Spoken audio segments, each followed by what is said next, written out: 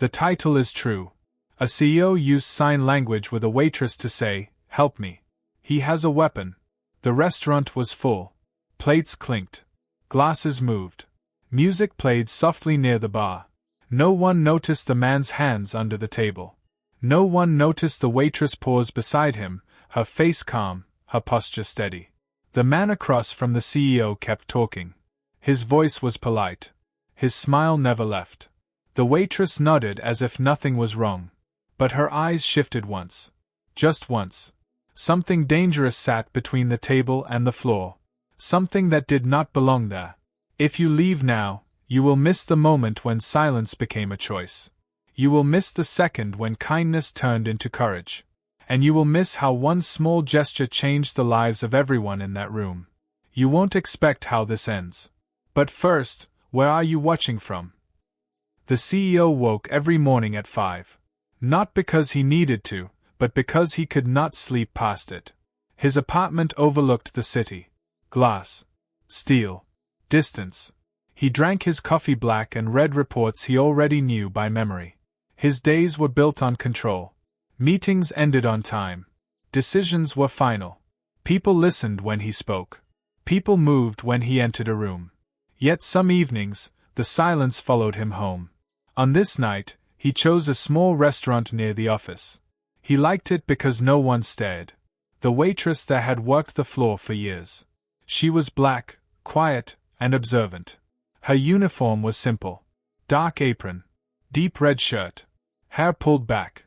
She remembered orders without writing them down. She noticed when hands shook. She noticed when voices changed. She had learned to read rooms long before she learned to serve tables. That skill kept her employed. That skill kept her safe. She did not know the man was a CEO. She only knew he sat straight and thanked her every time.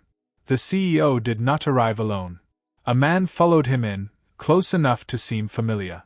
They sat across from each other. The other man spoke first. His words were smooth. His tone relaxed. His hands stayed under the table. The CEO ordered quickly. His eyes moved more than usual. When the waitress returned with water, she felt it. The air around the table felt tight. The CEO smiled at her, but his shoulders were rigid. He adjusted his napkin. Then his fingers moved. Slow. Precise. Not random. Her breath caught, but her face did not change. He signed again, careful to keep it low. "Help me." She set the glass down. She did not react. The other man watched her closely. She felt his eyes follow her as she walked away. Behind the counter, she stood still. Her hands trembled for a moment, then stopped. She had learned sign language years ago. From a cousin who could not hear. From nights spent practicing instead of resting. She never expected it to matter like this. She watched the table from a distance. The CEO did not look at her again. The other man leaned back, relaxed. He laughed softly. The waitress moved between tables, her steps even. Her mind raced, but her body stayed calm. She thought of calling the manager. She thought of security. She thought of how fast things could go wrong. She remembered other nights. Men raising voices. Hands grabbing wrists. Silence chosen because speaking cost too much. She reached the service station and picked up a tray. She passed the table again. The CEO shifted his foot. Something metal pressed against his ankle. His jaw tightened. The man across from him leaned forward. His voice dropped. The waitress felt her chest tighten. She stopped beside the table. The CEO signed again, faster this time. Gun.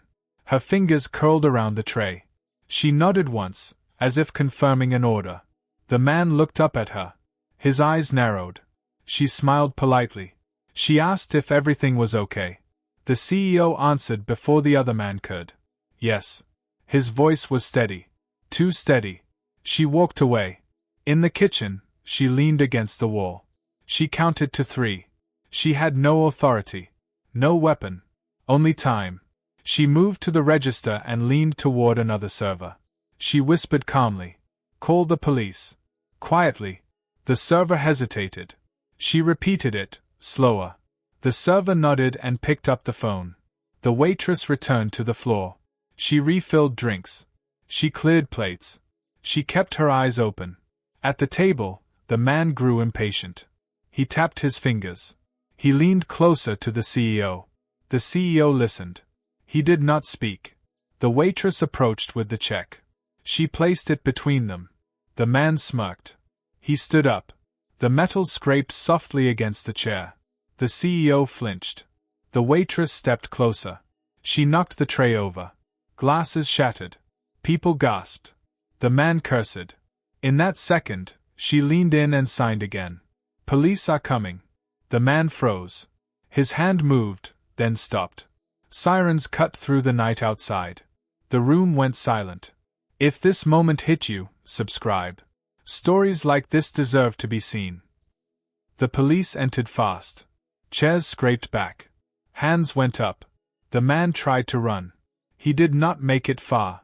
The weapon fell to the floor. The sound echoed. The CEO stayed seated. His hands shook now. The waitress stood beside him. She did not touch him.